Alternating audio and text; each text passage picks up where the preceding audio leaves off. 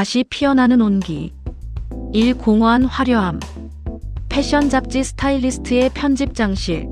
이지우는 다음 호 기획안을 검토하며 펜을 돌렸다. 명품 브랜드들의 찬사와 패션계 거장들의 인정을 받으며 쌓아온 15년의 커리어. 하지만 오늘도 그녀의 가슴 한켠엔 설명할 수 없는 공허함이 자리했다. 편집장님, 내일 촬영 스케줄 확정됐습니다. 어시스턴트 수진이 들어와 말했다. 알겠어요. 아, 그리고 금요일 만찬 참석 취소해주세요. 수진이 놀란 표정을 지었다. 지우는 절대 중요한 자리를 빠지지 않는 사람이었다. 퇴근 후 집으로 돌아가는 길, 지훈의 핸드폰이 울렸다. 동생 지영의 남편 도윤이었다. 누나, 지영이가. 도윤의 떨리는 목소리가 들렸다. 사고가 났어요. 병원에 도착한 지훈은 중환자실 앞에서 멍하니 앉아있는 도윤을 발견했다. 평소 침착하던 그의 모습이 아니었다. 의사는 지영이 의식불명 상태라고 했다. 괜찮을 거예요. 지훈이 도윤의 어깨에 손을 올렸다. 누나가 여기 있어 주셔서 감사해요. 도윤이 고개를 숙였다. 그날 밤 지훈은 처음으로 자신의 일상이 얼마나 메마른 것인지 깨달았다.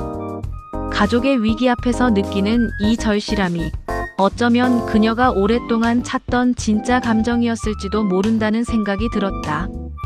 이 서로를 향한 시선, 지영의 회복이 더딜 것이란 의사의 말에 지우는 도윤을 돕기로 결심했다. 3살 난 조카 민준이와 1살 윤서를 돌보는 일은 생각보다 어려웠지만 아이들의 순수한 웃음은 지훈에게 새로운 에너지를 주었다. 누나, 정말 괜찮으세요? 회사 일도 바쁠 텐데. 도윤이 미안해하며 말했다. 걱정 마세요. 어차피 집에 혼자 있어 봐야 할 일도 없고요. 도윤은 지훈의 말에서 묘한 외로움을 느꼈다. 화려한 세계에 살고 있을 것 같은 그녀에게도 빈 공간이 있다는 걸 알게 됐다.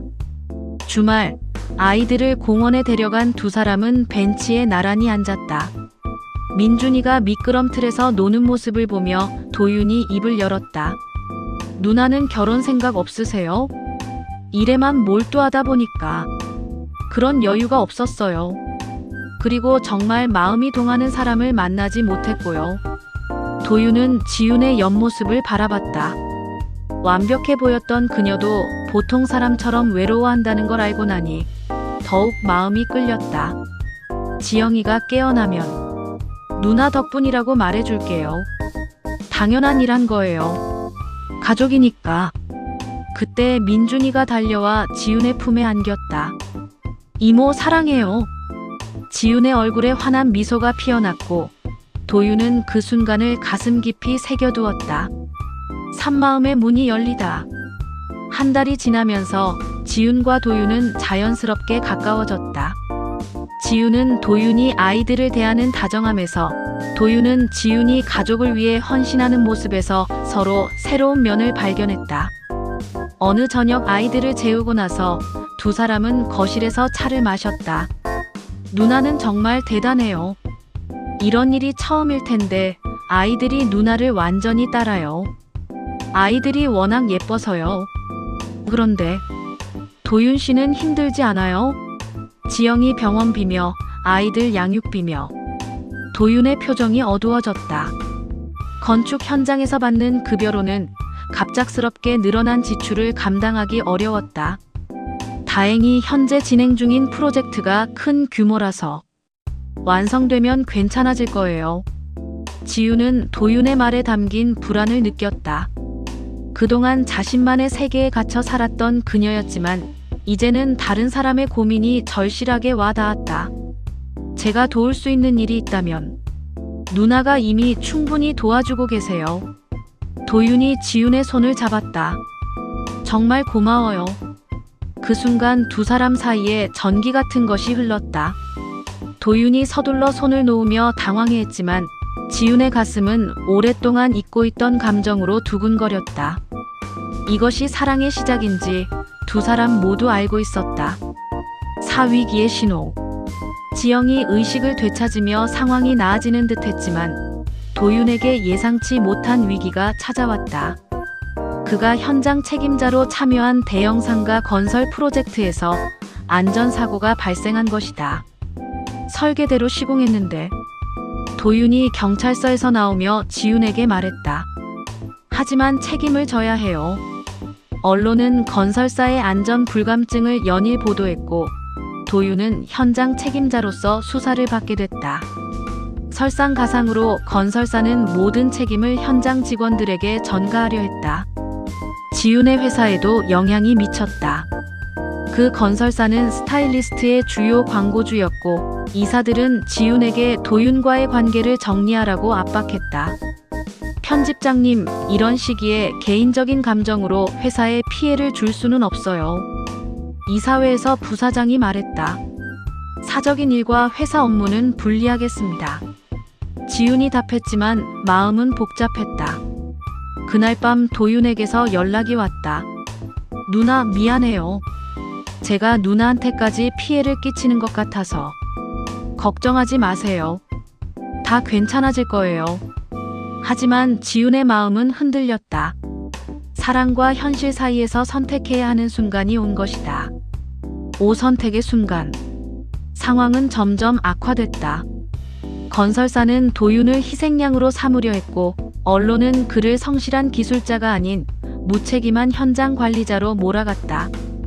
지윤의 회사에서는 더욱 강한 압박이 들어왔다. 이지훈 편집장, 이번 주 안에 결정해 주세요. 회사를 택할 것인지 개인적인 감정을 택할 것인지. 대표이사의 최후 통첩이었다. 지윤은 밤새 고민했다. 15년간 쌓아온 커리어, 그리고 자신을 믿고 따르는 직원들. 하지만 다른 한편으로는 처음으로 진짜 사랑을 느끼게 해준 도윤이 있었다. 다음 날 지윤은 도윤을 만났다. 도윤 씨, 솔직히 말할게요. 지금 상황이 저에게도 어려워요. 도윤의 얼굴이 굳었다. 알고 있어요. 누나를 곤란하게 만들 생각은 없었는데 제가 물러날게요. 그런 뜻이 아니에요. 지윤이 도윤의 손을 잡았다. 제가 하고 싶은 말은 함께 이겨나가자는 거예요. 하지만 누나의 일은 다시 시작할 수 있어요. 하지만 진짜 사랑은 다시 찾기 어렵죠. 지윤이 도윤을 바라보며 말했다. 제가 도윤 씨 곁에 있겠어요. 끝까지. 도윤의 눈에 눈물이 고였다. 자신 때문에 모든 것을 잃을 수도 있는 상황에서도 자신을 선택해준 지윤에게 말로 표현할 수 없는 감사함을 느꼈다. 6새로운 시작. 지윤은 이사회에서 사임서를 제출했다. 15년간의 커리어를 포기하는 결정이었지만 후회는 없었다. 오히려 오랫동안 잊고 지냈던 진심을 찾은 것 같아 마음이 가벼웠다.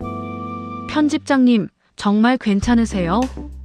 수진이 걱정스럽게 물었다. 괜찮아요. 오히려 속이 시원해요. 몇 달 후 진실이 밝혀졌다. 안전사고는 도윤의 잘못이 아닌 건설사의 비용 절감을 위한 부실 시공이 원인이었다. 도윤은 모든 혐의에서 벗어났고 오히려 끝까지 안전을 지키려 했던 성실한 기술자로 재평가받았다. 지윤은 작은 라이프스타일 매거진을 창간했다. 화려하지는 않았지만 진정성 있는 콘텐츠로 독자들의 사랑을 받았다. 무엇보다 도윤과 함께하는 일상이 그녀에게는 가장 큰 행복이었다. 지영이 완전히 회복된 어느 봄날, 도윤이 지윤에게 프러포즈했다. 누나, 아니, 지윤아, 나와 결혼해 줄래요? 네, 좋아요. 지윤이 환하게 웃으며 답했다.